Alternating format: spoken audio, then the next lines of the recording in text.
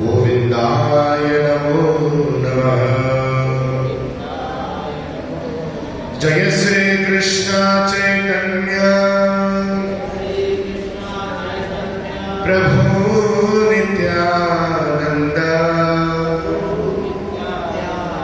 श्री अद्वैत गदाधर श्रीवासादि गौर भक्त वृंद। दोनों हाथ पर रखिए, प्रेम से बोलिए हरे कृष्णा कृष्णा कृष्णा हरे हरे हरे राम राम राम हरे हरे। हरे कृष्णा कृष्णा कृष्णा हरे हरे हरे राम राम राम हरे हरे। एक बार बड़े प्रेम से हृदय से बोले हरे कृष्णा कृष्णा कृष्णा हरे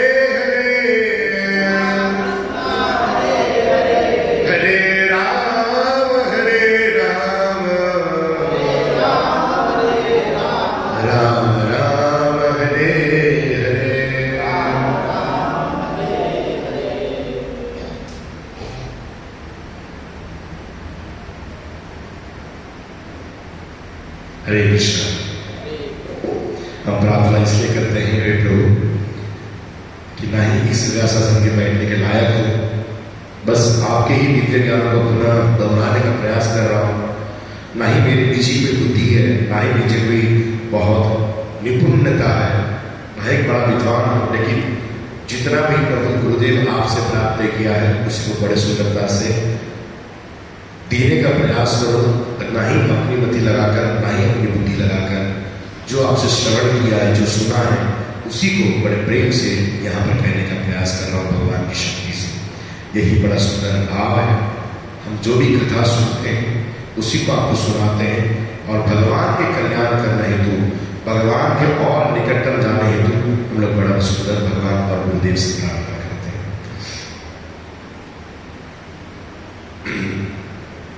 तो जैसे कि आज 26 जनवरी है और संबंध हमारा इतना सुंदर है इस धरती माँ से, हम अपने भारत को महारूप में स्वीकार करते हैं और अन्य कोई भी देश अपने देश को, अपने धरती को माँ के समान कभी स्वीकार नहीं करता। कभी आपने सुना लिया अमेरिका मेरी माता है, लंदन हमारी माता है, पाकिस्तान हमारी माता है, ऑस्ट्रेलिया हमारी माता है, कभी सुना है सब नहीं। लेकिन भारत वाले क्या कहते हैं? भारत हमारी माँ है। बोले क्यों कहते हैं? क्योंकि हमारे इतना सम्मान जितना करते हैं हर एक चीज का, भारत में रहने वाले हर एक चीज का हमारे बड़े प्रेम से सम्मान है। लेकिन ये केवल कहावत में नहीं है, उतना सही उसका स्थान है और सही उसका उतना महत्व है। अगर पहले कहा जाए कि हमारे 7 माताएं होती हैं, किसी किसी पता है हमारे 7 माताएं होते हैं? पहली हमारी जो जन्मदात्री माता, जो हमें जन्म देने वाली होती है। दूसरी होती है दाई माँ, यानी जो जन्म तो नहीं देती लेकिन लालन पालन करती है। जैसे कि देवी जी के गर्भ से कृष्ण हुए, लेकिन पालन किसने किया? यशोदा ने किया। लेकिन देवकी से भी ज्यादा प्रेम किसने किया? भगवान ने अपने यशोदा मैया से किया। समझ में आया?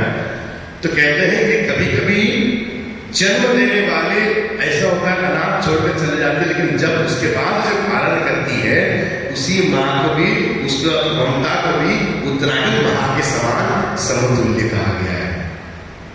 तो पहले जन्म देने वाली माँ, दूसरा दाई माँ, तीसरा कहते हैं ब्राह्मण की पत्नी, यानी गुरु की भी पत्नी कहते हैं। किसी ब्राह्मण की पत्नी को भी मां का दर्जा दिया गया है। या हमारे जो गुरु जी हैं, गुरु की पत्नी को भी मां का दर्जा प्रदान करते हैं। और चौथा कि राजा की पत्नी, कोई राजा है और राजा की पत्नी को भी मां के समान उनका समतुल्य प्रेम और भाव प्रदान किया जाता है। फिर पांचवा होती है हमारी गौ माता। गौ माता रहते हैं सब। हाँ, मैं इसलिए पूछता हूँ कि कभी है कि नहीं। कभी कभी लोग यहाँ पर तो रहते हैं, मन से भी और ही चलते रहते हैं। पांचवे हमारी गौ माता है जो हमारी मां के समान उनको पूजनीय स्वीकार किया जाता है। और छठवीं है जो हमारी कौन बोले, हमारी धरती माता। समझना है? तो धरती माता को यहाँ बड़ा सुंदर प्रेम दिया गया है, जिसके कारण आज हमें बड़ा सुंदर स्वीकार करना है, समझना है कि कितना सुंदर हमारा क्या है ये प्रेम और भाव ये जमीन के प्रति, और कितना सुंदर इस महिमा है इस धरती माता का। क्योंकि जब तक इस भाव को समझेंगे नहीं कि इस माँ का क्या हमारा संभव है, समाधान है और संबंध के साथ साथ उतना प्रेम है। जैसे उदाहरण के रूप में कहूं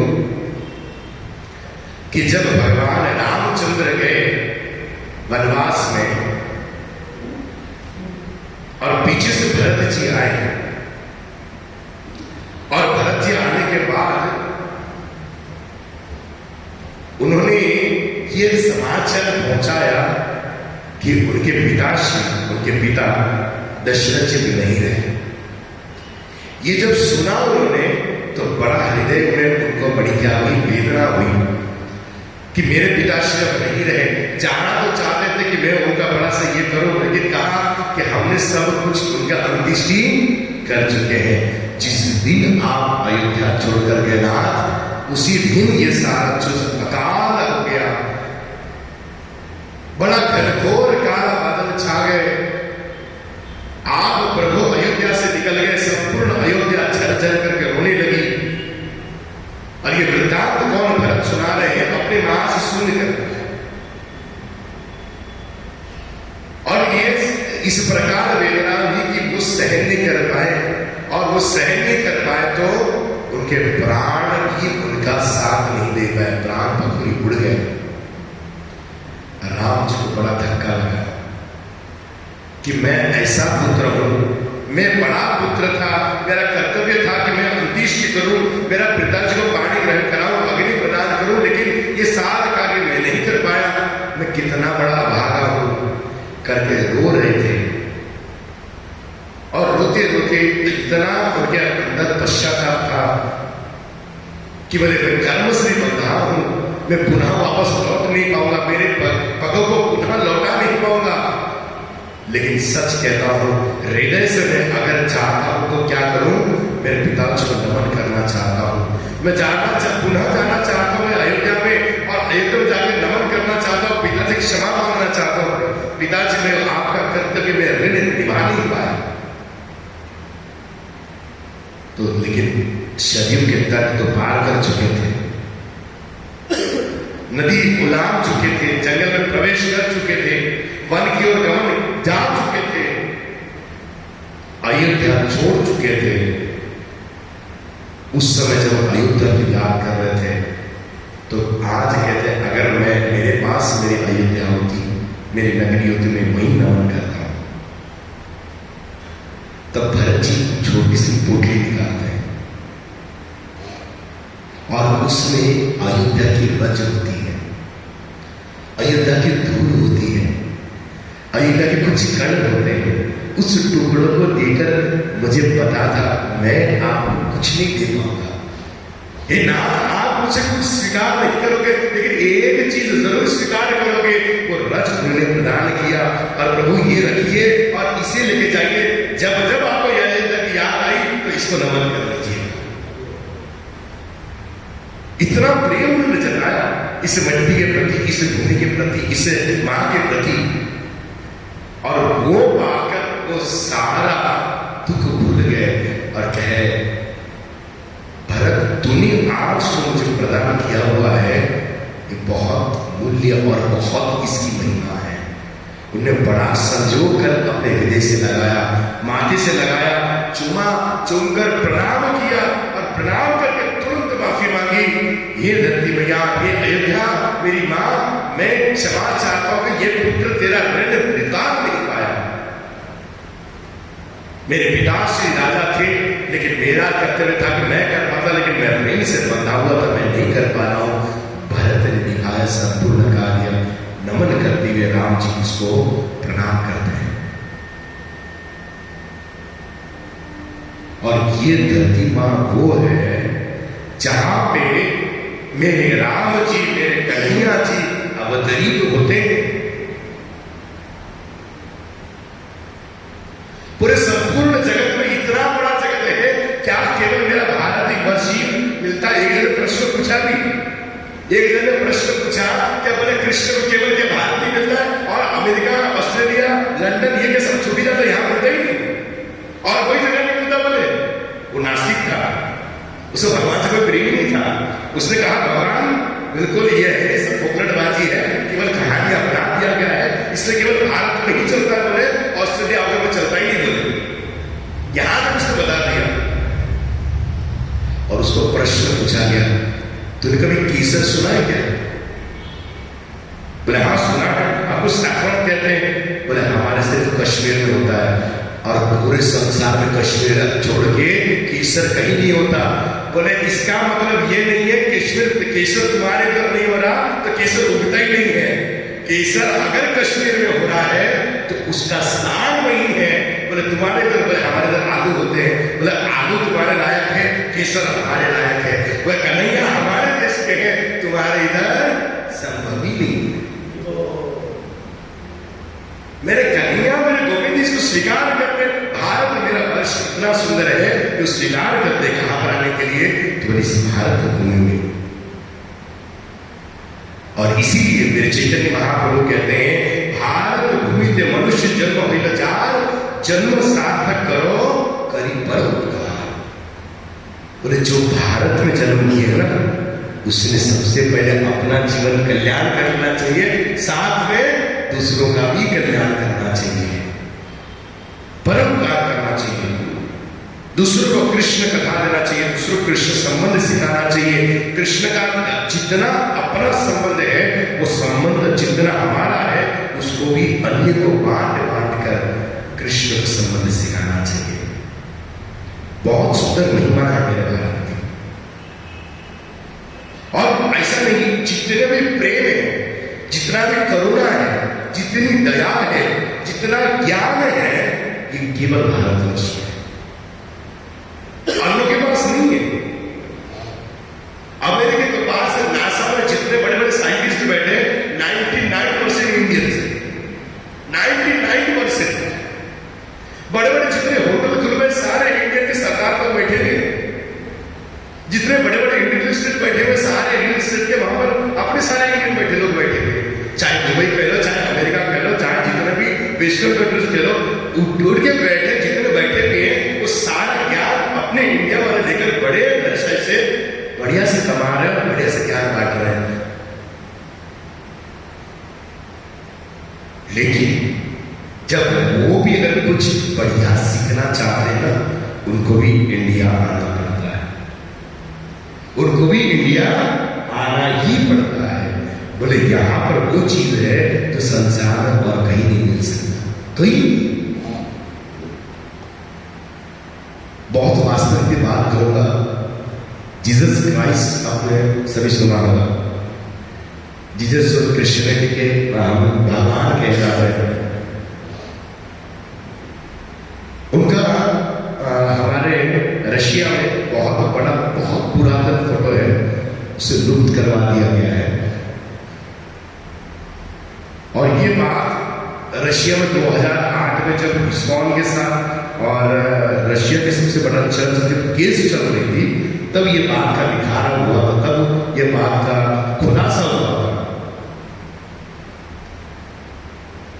बात ऐसी हुई कि रशिया में भगवद गीता का बड़ा प्रचार चलने लगा, बहुत लोग वितरित करने लगे, और वहां आज भी राजशाही, लोकशाही नहीं है, राजशाही है। राजा जिस प्रकार कहेगा उस प्रकार ही वहां पर ये चलेगी, राजशाही है। तो बात इसकी, उस समय पूरा रशिया जो देश था पूरा क्रिश्चियन था, एक भी हिंदू नहीं, अदर कास्ट का कोई दूसरा व्यक्ति नहीं। लेकिन प्रभुपाद के भक्त जब वहां पर प्रचार करने लगे, भगवदगीता का प्रचार करने लगे, तो कुछ लोगों ने देखकर बड़ी ईर्ष्या हुई, हमारे रशिया में क्रिश्चियनिटी में ये हिंदू लोग कहां से घुस गए, और हमारे लोग, हम तो भगवदगीता बांट रहे हैं, ये ऐसा अन्याय हमारे देश में हो रहा है, किसी को दिख नहीं रहा है। केस किया गया, बड़े उपद्रव हुए गए, कोर्ट में गया केस, और रशिया के जितने प्रीस्ट थे, प्रीस्ट यानी जो पुजारी, उन्होंने क्या किया, केस किया गया, और उन्होंने कहा कि भगवत गीता में इतने अहिंसक शब्द है, हिंसक शब्द है, जिसके द्वारा समाज में बहुत क्या हो रहा है, उपद्रव, यानी अधर्म के लोग बढ़ रहे हैं, लोग झगड़े हो रहे हैं, उसके कारण कई सारे नुकसान हो रहा है हमारे देश को, इसलिए भगवत गीता को बैन कर दिया जाए। कहां पर? बोले रशिया में, रशिया में बैन कर दिया जाए। और जैसे ही बैन करवाने की बात आई, जीसस क्राइस्ट की बात याद रखिएगा, हम पुनः वहां पर आएंगे। जैसे बैन करवा दिया गया, बैन करवाने के बोल दिया, भारत वालों ने जितने अपने उनके भक्त लोग थे, उन्होंने केस किया, ऐसा कुछ भी नहीं है, हम कोर्ट में भगवत गीता रखते हैं, आप पढ़ो, आप बताओ, एक भी शब्द उसमें जहां अहिंसक हो तो हम यहां पर प्रचार करना बंद कर देंगे। कहेंगे 48 बार 48 टाइम्स भगवत गीता को कोर्ट में पढ़ा गया, 48 टाइम्स पूरा पढ़ा गया, सब पूरे पढ़ रहे हैं, एक एक श्लोक को व्याख्यान किया जा रहा है, बढ़िया सवेरे हो जाता, 11 बजे कोर्ट खुलता और ओम नमो भगवते वासुदेवाय के साथ चालू होता, और पूरा 1.5 घंटा पूरा भगवत गीता पढ़ी जाती, और एक एक शब्द को बताया जाता कि ये शब्द है, ये श्लोक है, बड़ा सुंदर गाया जाता। गाने तक कहते कि 2 से लगभग 2-2.5 साल तक किसी चला, और 48 बार गीता पढ़ी गई, 48 बार, डेट पे डेट चलती रही, डेट पे तारीख, और भगवत गीता का व्याख्यान होता रहा। और जैसे ही ऐसा जब निर्णय हुआ कि भगवत गीता में एक भी शब्द यहां पर हिंसावादी नहीं है, उग्रवादी नहीं है, लड़ाई वाली नहीं है, जैसे ही निर्णय हुआ गया, हरि बोल करके सारे भक्तों ने इतना वितरण किया, इतना वितरण किया,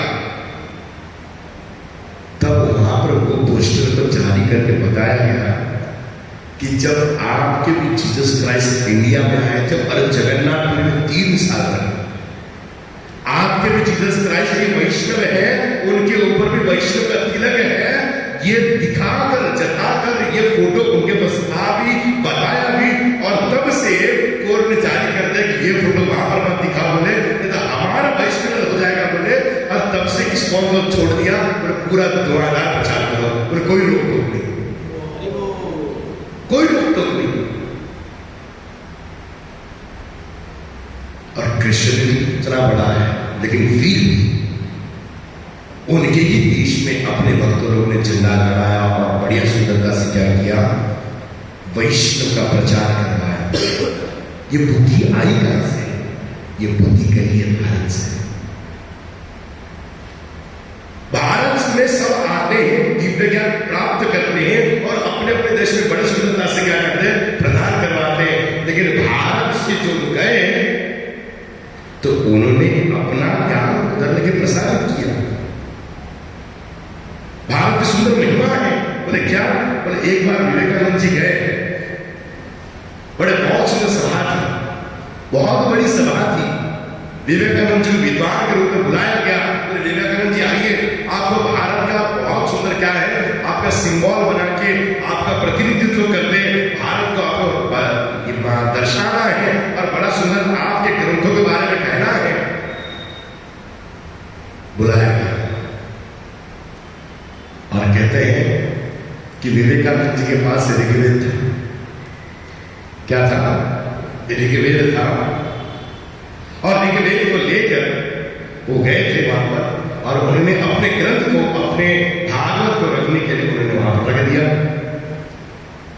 और फिर एक के ऊपर एक अपने अपने ग्रंथ, अपने पुराण, बाइबल और जितने भी है संविधान, सब कुछ रखा गया, सभी ग्रंथ रखे गए। और उस समय इंडियंस को बड़ा कमजोर समझते थे, बड़ा कमजोरी वाली, इनको इंग्लिश नहीं आती, इतना विद्वान नहीं है, इतना उनके अंदर दिमाग नहीं है, इतना फ्लुएंट इंग्लिश बोल नहीं सकते। तो हास्य प्रयास करते हुए उनको कहा गया कि बोले देखो, आप जिस ग्रंथ को यहां पर रखने के लिए आए हो, जगाने के लिए आए हो, बोले सबसे नीचे आपका ग्रंथ रखा हुआ। क्या कहा? हास्य प्रयास में, मजाक के लिए कहा कि देखिए बोले जितने ग्रंथ रखे ना, सबसे ऊंचा बाइबल है और सबसे नीचे आपका ग्रंथ रखा है। बोले इसमें आप क्या कहोगे? क्या पूछा गया? इसमें आप क्या कहोगे? विवेकानंद जी ने कहा, मैं भारत मां का बेटा हूं, मैं जानता हूं वो एकदम सही स्थान में रखा गया है। बोले मतलब? बोले उसको नीचे ही रहना चाहिए। बोले एक बात अगर आपको कहूं तो मेरे ग्रंथ को निकाल के बताओ। बोले अगर मेरा ग्रंथ निकालोगे ना, ऊपर के सारे ग्रंथ गिर जाएंगे। बोले अगर मेरा ग्रंथ को निकालना चाहोगे, सारे ग्रंथ गिर जाएंगे। मेरे ग्रंथ के मूलभूत में, मेरे ग्रंथ के वजह से आपके सारे ग्रंथ खड़े हैं, इसलिए मेरा ग्रंथ वहां है। विवेकानंद ने तुरंत को त्रास कर दिया। बोले बुद्धि, ये इतना जो विवेक है, ये सहन करके बहुत सुंदरता से जब जताना है, इतना बुद्धि बोले किसके पास? किसी के पास नहीं। और जब जाने लगे हॉल में ना, हॉल में जाते समय एक लिफ्ट था वहां पर। लिफ्ट में दिखने में विवेकानंद जी बड़े तेजस्वी थे, बहुत तेज था उन्होंने। लिफ्ट में जा रहे थे, 3-4 महिला देख के बोला what a sadhu, what a good looking handsome person is there. Approach करने लगे, अपने वैवाहिक जीवन के लिए प्रपोज किया। एक लेडी ने प्रपोज किया विवेकानंद जी को। विवेकानंद जी ने कहा कि Swami, I want a son like you and from you. क्या कहा? मुझे एक बच्चा चाहिए आपकी तरह और आपसे। मतलब उसे शादी करनी थी, उसे प्रपोज रखा। और विवेकानंद जी इतने होशियार, उन्होंने कहा मेरे जैसा क्यों चाहिए, वही आपका बेटा बनना चाहिए। आज से मैं तुम्हारा बेटा, तुम मेरी मां। बोले मेरे जैसा क्यों, मैं ही तुम्हारा बेटा बन जाता हूं। तुरंत क्या बोले भैया, वो तुरंत वहां से चले गए। बोले हाँ बेटा, वो दिखी नहीं, बोले वहां विवेकानंद जी को। और जब विवेकानंद जी को माइक दिया गया तो बोले ओनली यू हैव 1 मिनट। क्या कहा? सिर्फ 1 मिनट में अपने ग्रंथ का, बाकी सबको काफी समय दिया गया, विवेकानंद जी को सिर्फ 1 मिनट दिया गया। उस सभा में जब उन्होंने कहा तो एवरीवन माइक के पास आएगा, लेडीज एंड जेंटलमैन, यहां से शुरू करने लगे। और पहली बार ये शब्द उन्होंने सुना, मेरे प्यारे भाई और बहन। उन्होंने जब इतना संबोधित किया, कहते 10 मिनट तक तो केवल तालियां ही बजने लगी। क्यों 10 मिनट तक तालियां बजने लगी? बोले क्या संबंध किया? मेरे भाई और बहनों, क्योंकि उसमें बहनों का कोई मतलब ही नहीं। लेडीज एंड जेंटलमैन, कुछ समय के बाद उनकी बहन भी कब बेगम बन जाती पता ही नहीं चलता, कब बाजू वाली बहन की बेगम बन जाती पता ही नहीं चलता, कब भाई की बहन बेगम बन जाती पता ही नहीं चलता। उनके इसमें उनका बहन वाला कोई संबंध ही नहीं है। कहने का तात्पर्य ये है कि ये सारा ज्ञान जो है कहां से मिलता है? मेरे भारतवर्ष। और इस भारत भूमि में भक्ति वेदांत स्वामी श्रील प्रभुपाद हुए, जिन्होंने हिंदू से संपूर्ण जगत को सिखाने का कर्तव्य किया। मेरे भक्ति वेदांत स्वामी प्रभुपाद है, जिन्होंने गए तो विदेश में लेने के लिए नहीं, देने के लिए। उनको एक रिपोर्टर ने पूछा, बैठे थे सारे रिपोर्टर, और रिपोर्टर ने माइक करके पूछा, बोले यहां से जितने भी इंडिया से आए हैं सबने एक आशा लगाया है, किसको मठ बनाना है, किसको मंदिर बनाना है, किसको अपना गेस्ट हाउस बनाना है, आश्रम बनाना है। भैया मैं कुछ कथा करूंगा, आप मुझे धन दीजिए, आपका धन लेके जाऊंगा, इंडिया में लगाऊंगा, बड़ा बड़ा आश्रम, बड़ा बड़ा मंदिर बनाऊंगा। बोले आप किस लिए आए? किसको पूछा? भक्तिवेदांत स्वामी श्री प्रभुपाद को एक रिपोर्टर ने पूछा। पूछने के बाद प्रभुपाद ने कहा, बोले मैं यहां पर लेने के लिए नहीं, देने के लिए आया। बोले यहां क्या कमी है जो आपको देने के लिए? आपके पास ऐसा क्या है जो आप यहां पर भारत के लोग हमें देंगे, अमेरिका को देंगे? अब रिपोर्टर वाले की बात तो बढ़िया एकदम कटाकर होती है, उनके बात की लफ्जी में एकदम अनोखे होते हैं, ताकि लोग समझे कि भारत का व्यक्ति आया है, यहाँ पर क्या बात करेगा, क्या बोलेगा, किस प्रकार चाल चलन है। और प्रभुपाद ने कहा, तुम सब भिखारी आए थे भीख मांगने के लिए और लूट के लेके गए। तुम सब लुटेरे और लूट के लेके गए बोले इंडिया को। बोले इतने मूर्ख है जो असली चीज वही लेके गए, इसलिए मैं होम डिलीवरी करवाने आया। होम डिलीवरी करवाने आया, खान करना के पहुंचाऊंगा। बोले क्या? बोले भक्ति वेदांत स्वामी श्री प्रभुपाद की भगवद गीता जो कृष्ण ने कही, एज इट इज, भगवान कृष्ण का दिव्य ज्ञान जो आप लोग छोड़ के आए वो लेके नहीं आए, और तुमको होम डिलीवरी करवा दिया। इतना दिव्य ज्ञान तब होता है जब वो भारत का बच्चा, जब उसका भारत का साथ उतना संबंध हो।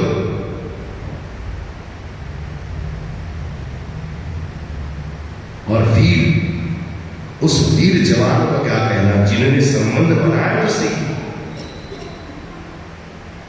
लेकिन संबंध को जताने के लिए बड़े बड़े काम थे। आज बड़े बड़े लोग बड़े बड़े स्टेज में मिल तो जाता है, लेकिन भगवद गीता के बारे में बोल नहीं पाते, भगवान के बारे में नहीं बोल पाते, कृष्ण के बारे में नहीं बोल पाते, राम जी के बारे में नहीं बोल पाते। लेकिन महात्मा गांधी जी, जिसको इंडिया के फादर ऑफ इंडिया कहते हैं, उनके हाथ में सदैव भगवद गीता रही।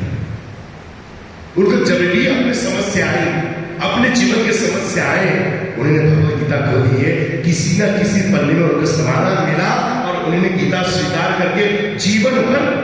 क्योंकि मुझे याद है, मैं अकेला ही स्कूल में बच्चा था,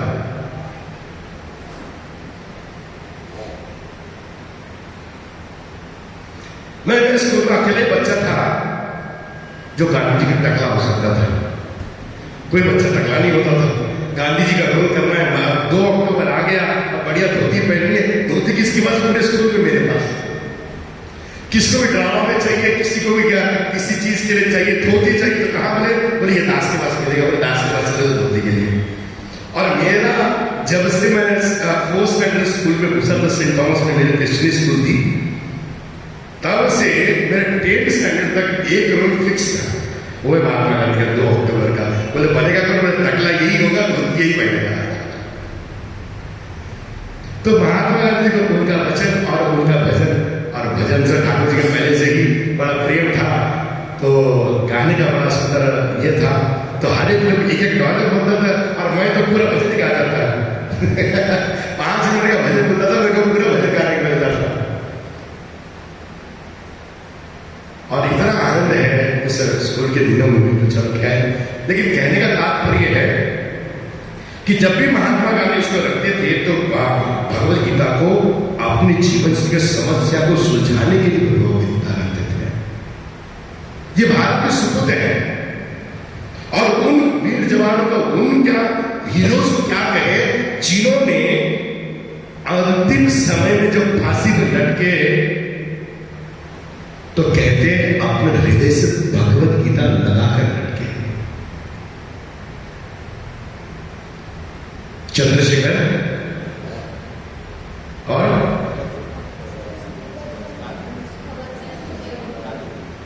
राजगुरु और सुखदेव विजय, भगत सिंह विजय जी। तो इन तीनों ने जब आखिरी जब फरमाइश पूछी गई ना क्या करना है, बोले हमारे धर्म ग्रंथ हमको, क्योंकि हम धर्म की लड़ाई लड़े हैं, हमारा ग्रंथ हमें हृदय से लो, हमें हृदय से मरते भी ऐसे दुखी नहीं, स्व खुशी से कि हम वतन के लड़ रहे हैं, हम वतन के लिए लड़ना चाह रहे हैं, हमें कोई फिक्र नहीं, कोई लकीर, कोई ऐसे कोई भी निशान नहीं है जिसके कारण हम लोग टेंशन से हैं, हंसते हुए खेलते हुए एक सीने से लगाते हुए। बोले ऐसे भी वीर जवान हुए जो हीरो के रूप में आज हमारे जीवन में क्या है स्थापित है, जो सीख सकते हैं। आज की हीरो है हर दाने में केसर का स्वाद, ऐसे भी पेड़ बनाकर जो पूरी खाने सिखा रहे हैं, खर्रा खाना सिखा रहे हैं, इनसे क्या हीरो हीरोइनरी करेंगे। हमारे हीरो प्रयागराज नहीं पहुंच पा रहे, WWE के बड़े बड़े ब्रॉडकास्टर सारे स्नान करने पहुंच रहे हैं, एप्पल कंपनी की उनकी वाइफ वो पहुंच रही है, हमारे यहाँ हीरो वहां पर नहीं पहुंच पा रहे हैं। ऐसे हीरो को क्या आज हम लोग हीरो बोलेंगे। प्रयागराज से क्या महिमा है, देश विदेश के लोग आके वहां पर सम्मान कर रहे, प्रणाम कर रहे, स्नान कर रहे, धोती पहन रहे हैं। मेरा सबसे फेवरेट प्लेयर था ब्रॉक लेसनर। हम लोग जब खेलते थे छोटे बच्चे वीडियो में 5-6 महीने शौक लगा था, WWE खेलते थे प्ले स्टेशन लेकर, बाजू में हमारा मंदिर के बाजू में एक लड़का दोस्त था, उसने बुलाया, वीडियो गेम किया था, वो मेरे को बुलाता, उसको कोई पार्टनर नहीं मिलता तो मेरे को बुलाता था। तो WWE और मेरा फेवरेट प्लेयर था ब्रॉक लेसनर, और जब मैंने उसको धोती में देखा, हैट्सअप है, आज तक तो उनको छोटे चड्डी में देखा था और बढ़िया से खेलता था, क्या उसके ये थे और क्या उसके स्टैट्स थे और क्या उसके स्टंट्स थे, लेकिन जब आज वो धोती में दिख रहा था कितना सुंदर है,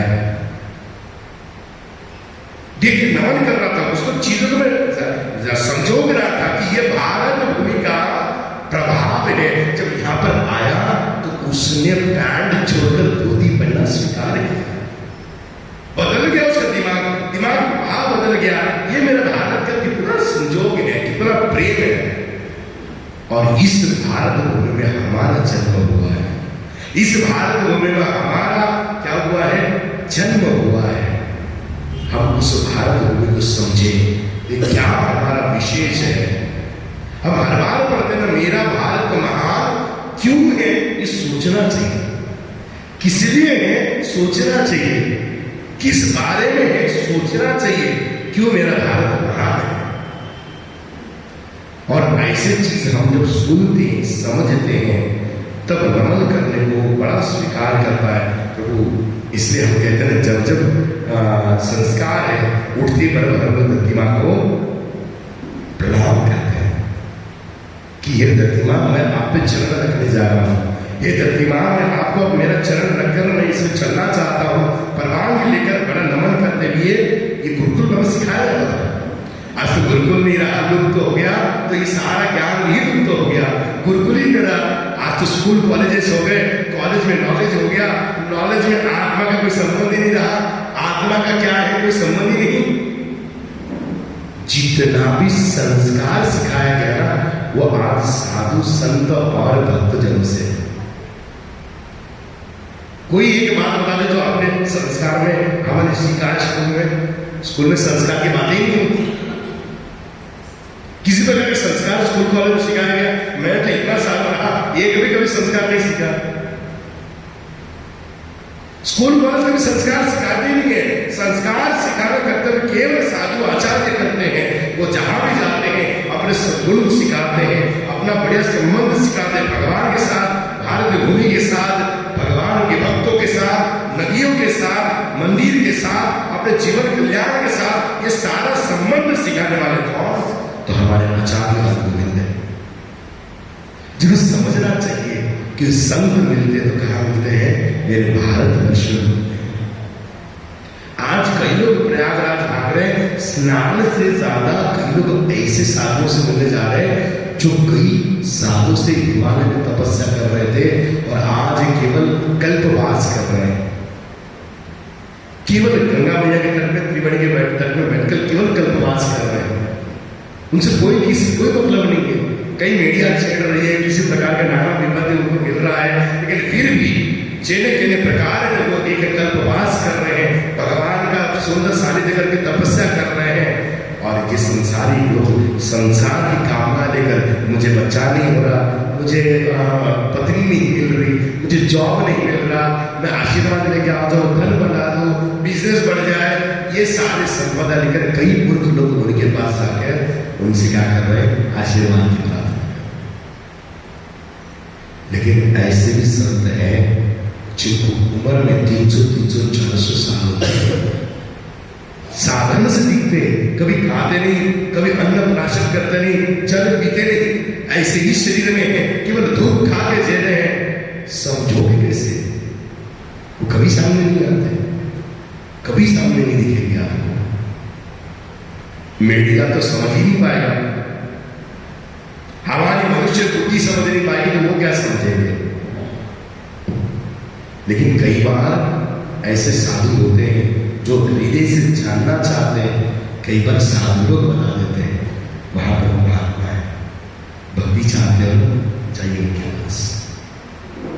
आप दर्शन करना चाहते हो ना, इन व्यक्ति के पास चले जाओ, उधर उधर बैठे हुए आपको उसके पीछे मिलेंगे, बड़े शांत से जाना, प्रणाम करना, दर्शन करना, पुनर्गमन। ये तब होता है जब आपके अंदर उस प्रकार की जिज्ञासा हो।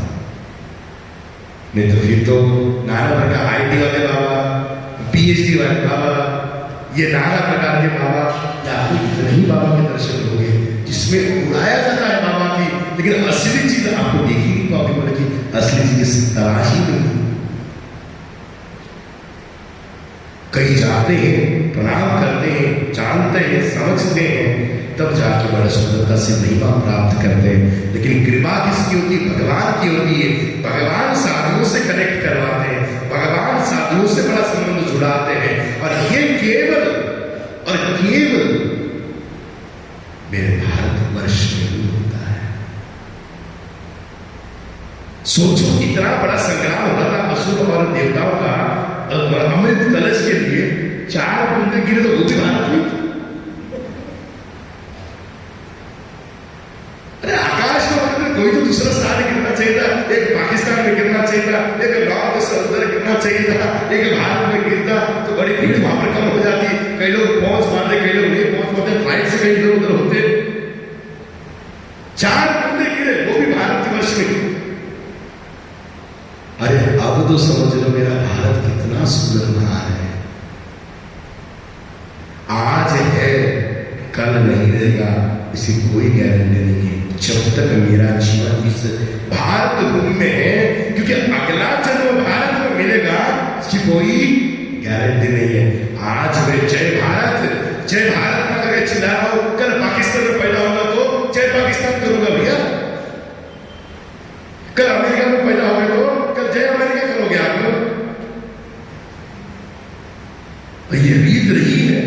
मनुष्य जन्म बार अगर पूरा इस बार नहीं समझ पाए, इस बार अपना बड़े से कल्याण नहीं कर पाया, तो पुनः जन्म मिलेगा नहीं, तो गारंटी नहीं। अगर मिल भी गया तो भारतवर्ष में मिलेगा, इसकी कोई गारंटी नहीं है। और इस बार तो बहुत विशेष है, हम आप लोग इतने विशेष है कि मेरे चैतन्य महाप्रभु केवल 550 वर्ष है, और मेरे कन्हैया जी इसी ही युग में आए। हर युग में मेरे कृष्ण नहीं आते, समझ में आ रहा है? हर युग में मेरे कृष्ण नहीं आते। द्वापर युग में कृष्ण आते हैं तो त्रेता में राम जी आते हैं ना, सबको पता है कि त्रेता में राम जी आते हैं और द्वापर में मेरे कन्हैया जी आते हैं। लेकिन हर त्रेता और हर द्वापर में मेरे कन्हैया और राम जी नहीं आते। किसको किसको पता है? 1 2 3 हर त्रेता और हर द्वापर में मेरे कन्हैया और राम जी नहीं आते। ब्रह्मा जी के एक कल्प में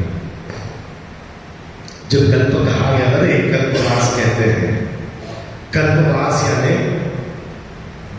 द्वापर चतुर्युग, 72 टाइम्स चतुर्युग। चतुर्युग ये भी आगे कैसा?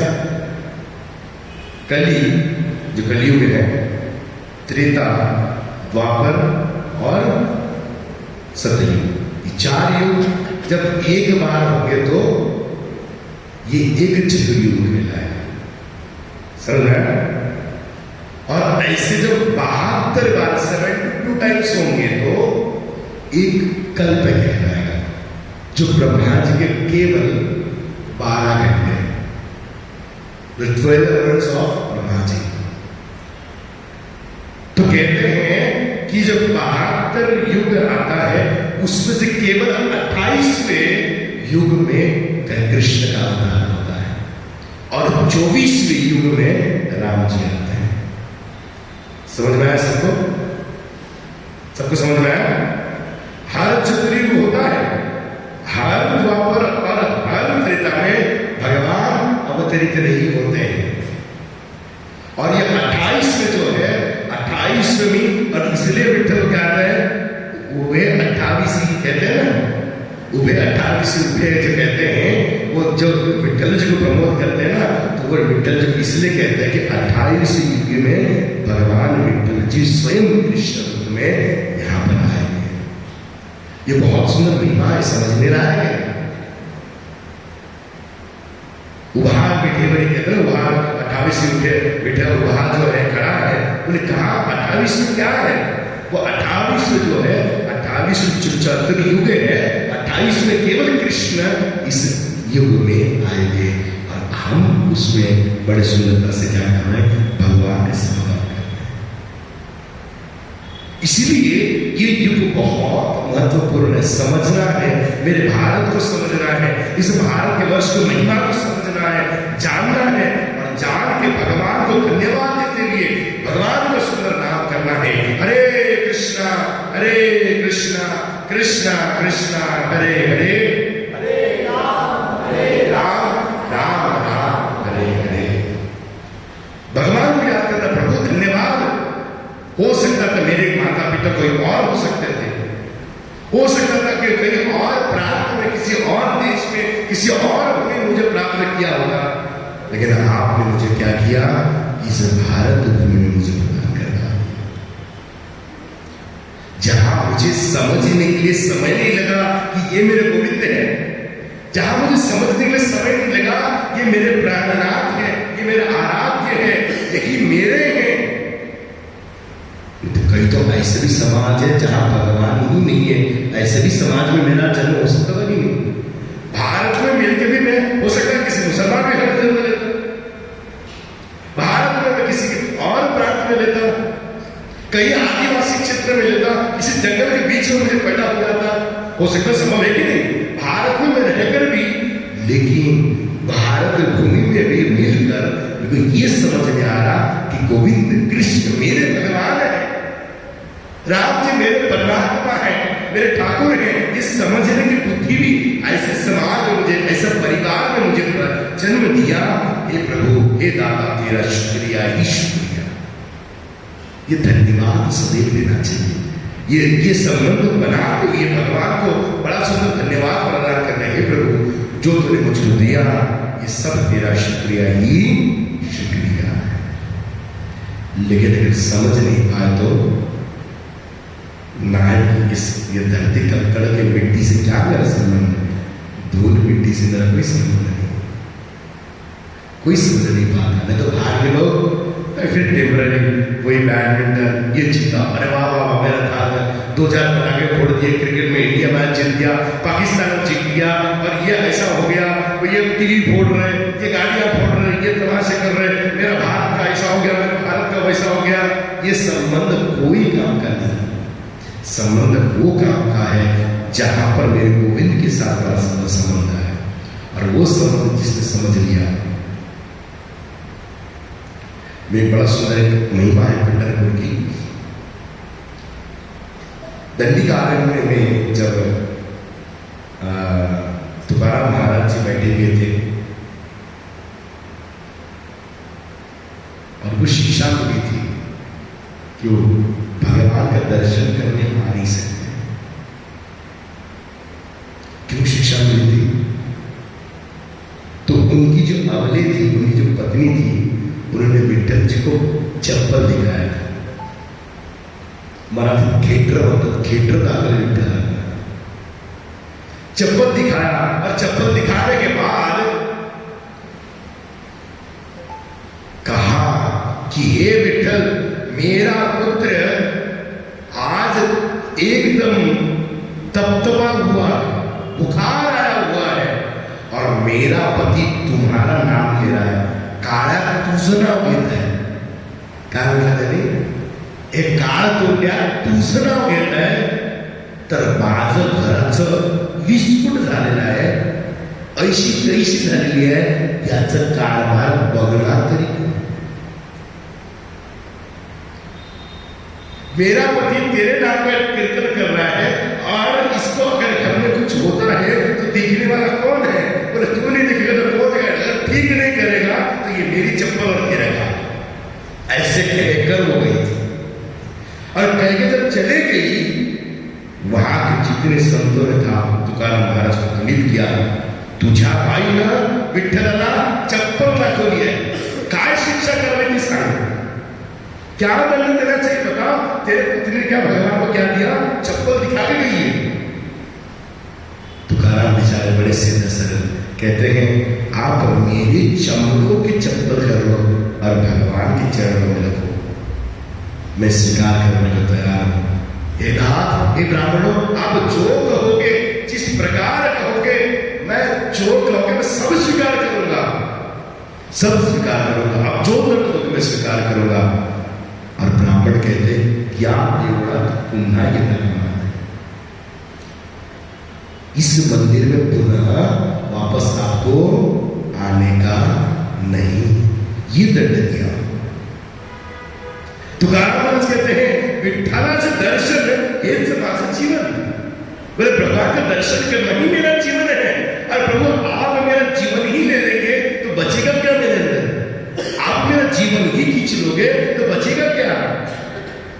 बोले नाटक करने की जरूरत नहीं, इस मंदिर से तुरंत निकल जाओ। दंड दे दिया गया। और उसके बाद तुकाराम महाराज जाके देहू पहाड़ पे जाके बैठते हैं, वंदना करते हैं, प्रणाम करते हैं, उस धरती मैया को प्रणाम कर कर बड़ा सुंदर भजन गाते हैं। वृक्षवल्ली आसोय रे वनचरे, वृक्षवल्ली आसोय रे, पक्षी सुस्वरे आळवते, पक्षी सुस्वरे आळवते, वृक्षवल्ली आसोय रे वनचरे, वृक्षवल्ली आसोय रे। बोले भगवान, आज आप में इन्हीं को दर्शन कर रहा हूं। ये वृक्ष जो खड़े ना, इसमें ही मुझे आज समाधान मिल रहा है। जो पक्षी चीचा रही है, जो चूह चूह के गा रही है, इसी में मैं आज भजन गा रहा हूं, उन्हीं के साथ विठ्ठल विठ्ठल करके गा रहा हूं। प्रभु मुझे यही भजन मेरा स्वीकार करो। मैं उनके साथ आज मदगे नहीं है, आज कोई वीणा नहीं है, आज कोई करताल नहीं है, आज इन्हीं के स्वर में स्वर मिलाया जा रहा हूं और मेरा भजन आप स्वीकार करें। प्रभु आज मेरा मंदिर नहीं, आज आपका सुर संसार में इस धरती पर बैठा हूं, इस धरती पर बैठा हूं। भगवान को जता रहे, इस धरती पर बैठा हूं, इसी धरती मेरा मंदिर है। प्रभु यही मेरा भजन करते हैं, यही मेरा साधु संग है और आपका ही दर्शन करते हुए सुंदर देखा उठे बिटे बनी कर कटे बनी देवनिया स्मरण करते भगवान को। इस धरती मां का मंदिर बना देते हैं, बढ़िया से सारे जितने पक्षी हैं, जितने वृक्ष हैं, जितने लता पता है, इन सबको भक्त बना देते हैं और बढ़िया से भजन करते हैं। प्रभु यही मेरा आज का सत्संग है और मेरा भजन स्वीकार करो। ये साधु का दृष्टिकोण है, ये साधु का नजरिया है, ये साधु का प्रेम है। और ये जब समझता है, समझने के बाद जो दृष्टिकोण बनती है, तब किसी में ईर्ष्या बनता ही नहीं, किसी में भेद दृष्टि रहेगी नहीं, किसी में अभाग अभाग रहता नहीं, सब मेरे हैं, मैं सबका को इतना बड़ा परिवार बन जाता है, सबको हम प्रेम करने लग जाते हैं। और यह दृष्टिकोण बनने के लिए क्या करना पड़ता है? इसकी महिमा सुननी बहुत जरूरी है कि कितना सुंदर प्रयोग किया है, कितना सुंदर महिमा गाया है। लीलाएं तो बहुत है, लेकिन समय हमारे पास सीमित है। जितना लंबा इतने व्याख्यान करते जाओ, कितनी सुंदर मेरी महिमा है, कितने कितने उदाहरण कहा जाए कि भगवान का और धरती मैया का क्या संबंध है। एक उदाहरण देके मैं समाप्त करूंगा कि जब भी धरती मां पे जब भी भगवान को अवतरित करना होता है ना, तो धरती मां स्वयं भगवान के पास जाती है। धरती मां तो है, लेकिन उसके पति को ही नहीं। पति कौन है? भगवान ही। पति केवल भगवान है। बोले कब ये हुआ? जब भगवान ने बना होता लेकर धरती मां को अपने नौकों पे उठाया था ना, तब विवाह करवाया गया धरती मां और हमारे किसका? व्याघ्र, जब हमारे कहते हैं ना बड़ा होता है, उनके साथ धरती मां का बड़ा सुंदर लगना हुआ है। और जैसे ही उनको कुछ दिक्कत आती है, जैसे कि धरती मां पे कुछ अगर अनहोनी बड़ा भयंकर होने जाता है, तो धरती मां पुकार लगाती सीता भगवान को।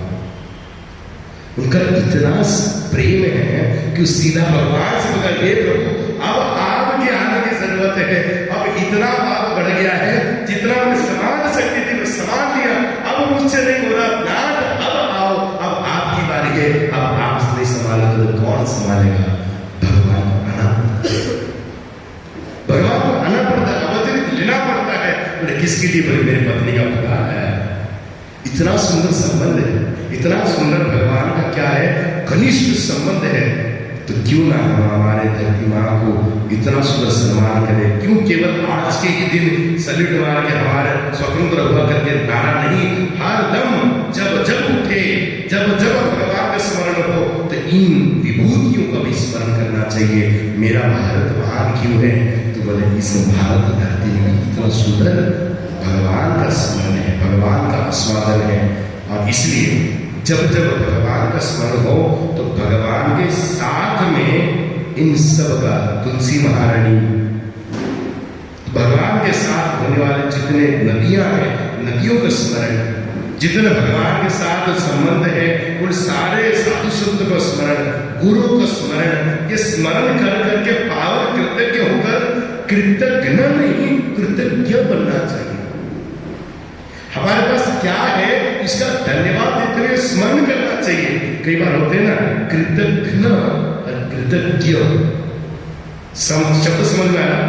घ और न कृतज्ञ न होता है, ज्ञ ये ऋणी होता है। कृतज्ञ यानी क्या? मैं आपका ऋणी हूं, मैं स्वीकार करता हूं, आप जो कहेंगे मुझे बड़ा कृतज्ञ नहीं होता है। कृतज्ञ न क्या होता है? जिसका खाता है उसी को लाभ मिलता है, उसको कृतज्ञ कहते हैं। समझा? दो शब्द समझा, कृतज्ञ और कृतज्ञ। तो कृतज्ञ नहीं होना चाहिए, हमें कृतज्ञ होना चाहिए। हे धरती मां, आपका बड़ा ऋणी हूं मैं आपका सदैव कृपा प्राप्त करना चाहता हूँ। आप सदैव वंदनीय हो, आप सदैव प्रार्थनीय हो, मैं आप में चलता हूँ, आप में सोच आदि करता हूँ, आप में सदैव मैं नाना प्रकार के कभी कभी बलगम और आप पे डालता हूँ, लेकिन आपकी जितनी कृपा है, आप मुझे सहन कर रहे हो, आप मुझे सब कुछ प्रदान कर रहे हो, आप मुझे भोजन आदि प्रदान कर रहे हो, आप मुझे जल प्रदान कर रहे हो, ये सब आप मुझे प्रदान करने के बाद भी आपका मैं कभी धन्यवाद नहीं करता, लेकिन फिर भी आप इतने प्रेम से प्रदान कर रहे हो, आपका बहुत बहुत धन्यवाद। तो ये सब हमने क्या करना चाहिए, भगवान का समझकर धरती माँ को बड़ा नमन करना चाहिए। और नमन करते हुए जब जब हम याद करते हैं तो भगवान की अच्छी अच्छी लीला याद करते हैं।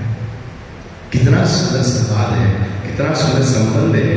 और ये संबंध जब हम करते हैं तो हमारे दिमाग में बड़ा प्रेम बढ़ता है, और प्रेम बढ़ता है तो वंदन करने की इच्छा होती है, वंदन करने की इच्छा होती है तो सेवा करने की इच्छा होती है। और तब हम बड़े प्रेम से आदर पूर्वक, कभी कभी अगर पैर, कभी कभी झाड़ू का पैर लग जाता है ना तो हम लोग प्रणाम करते हैं झाड़ू को। क्यों? क्योंकि समाज की लक्ष्मी है भाई, लक्ष्मी पहले चाहिए, लक्ष्मी को लात मार देंगे तो लक्ष्मी चले जाएंगे, इसलिए प्रणाम करते झाड़ू को। सिखाया गया, ये बड़ा सिखाया गया लेकिन समझाया कभी नहीं गया। तो हम क्या कर रहे हैं, उतना सम्मान कर नहीं पा रहे, लेकिन जरूर सम्मान करना चाहिए क्योंकि इसका ऋण कभी उतर नहीं पाएगा। कितना ऋण उतारोगे, जितना धरती मां प्रदान करवा रही है, हम केवल शोषण कर रहे हैं। नाना प्रकार के डाल डालकर, आयुर्वेदिक डाल डालकर, ये सारे रासायनिक डाल डालकर भोजन, चावल, दाल ये सब निकाल रहे हैं अपने लिए। खनिज निकल रहा है, सोना निकल रहा है, हीरा निकल रहा है, जवाहरात निकल रहा है, केवल निकाले जा रहे हैं, दे तो रहा है। ये तो केवल एक गैया मैया दे रही है, बाकी कोई नहीं देता। देने को अगर कहे तो कौन क्या दे रहा, कोई कुछ नहीं दे रहा, केवल गैया ही देती है जो केवल गोमूत्र और गोबर देकर धरती को पोषित करती है, धरती को बड़ी आस्वादन करती है, धरती को सब कुछ प्रदान होता है कि केवल गैया दे रही है, बाकी कोई कुछ नहीं दे रहा। और लेकिन उसी गैया मैया को मैं कल का ही वीडियो देख रहा था, इतना ध्यान का, बाप रे बाप। और धन्यवाद है हमारे महाराष्ट्र सरकार को कि बड़े विशेष ध्यान दिया जा रहा है, विशेष ध्यान दिया जा रहा है इस गो हत्या पे। नाना प्रकार के, कल का ही वीडियो देख रहा था, गंगा जी में बांग्लादेशी लोग को गैया पहुंचाई जा रही है। बोले कैसे मालूम है? बोले इससे गले तक केले की छाल बांध देते हैं। केले का जो होता है ना, केले का स्टीम कहते हैं इसको, ये वाला पेड़ का जो डंठल, वो बांध दिया जाता है गले के दोनों बीच में, और गैया उसमें तैरते रहती है, नीचे भाग पूरा नदी में रहता है, और वो बहते गंगा से बहते बहते जाके बांग्लादेश के तट में जाकर वो गैया पहुंचती है और उससे जाके मार खा रहे हैं। बोले कि रोड से जा नहीं पा रहे, और कोई मरा हुआ है कि समझ के कोई भी छोड़ देगा, हाँ गैया मरी हुई है, छोड़ दिया, मरी नहीं, जिंदा रहते उसको लेके जाके पूरा बांग्लादेश में पहुंचा। कल का वीडियो एक बीजेपी के एक थे, उन्होंने डलवाया, गंगा जी में ऐसे छोड़ छोड़ के गंगा जी का इस्तेमाल करके बांग्लादेश में गैया हो गई है। तो इस प्रकार जब हम लोग इस आतताइयों को देखते हैं, जानते हैं, मैंने सुना कि पार्लियामेंट को बंद करवाया गया करके,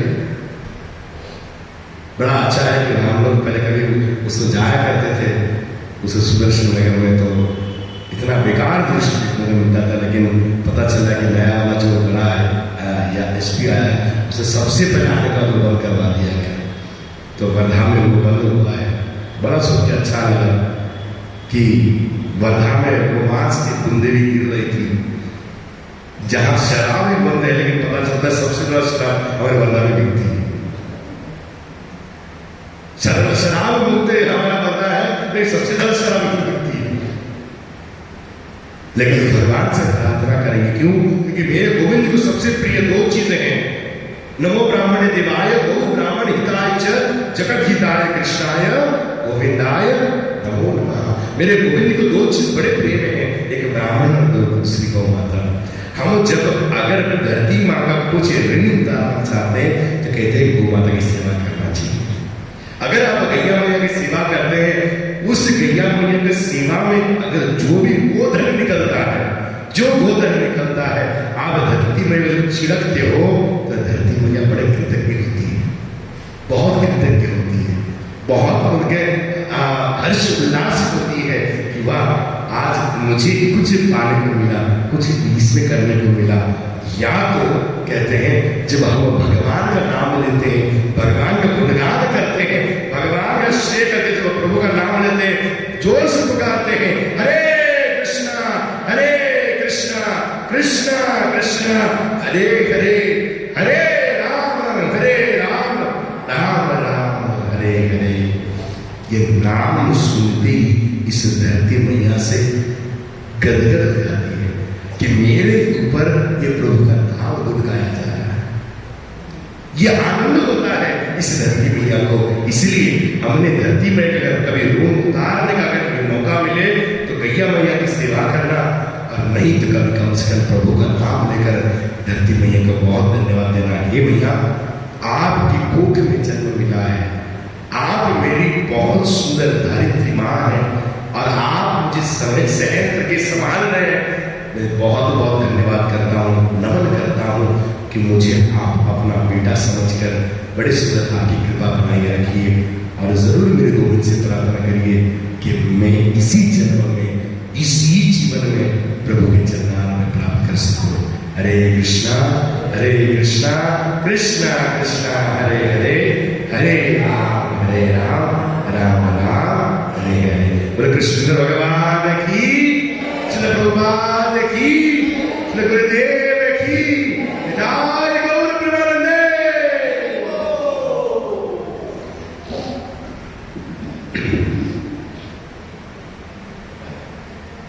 आज किसके पास माला है? एक है हमारे प्रभु जी के पास, और किसके पास माला है? चलो अगले बार प्रयास करेंगे, लेकिन लगभग मेरे 17-18 माला है। जगदीश प्रभु, हाँ किसको माला दीजिए। और आज की जो माला है, हम लोग धरती माता के लिए विशेष धन्यवाद देने के लिए इस माला को करेंगे।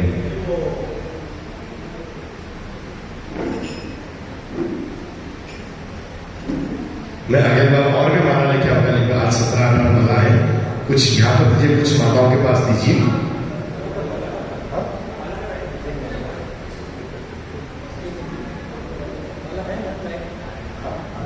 कुछ 17-18 माला है, तो कुछ माता के हो तो आ जाते करवा दो, कुछ प्रभु जी के पास, कुछ माताओं के पास दे दो, जितने माला है। कुछ आधे माला मान जी को दे दो, उनको कुछ बता देंगे। हाँ, दूसरे माता कर दे दो, कुछ है माता जी के पास दे दिया जाए।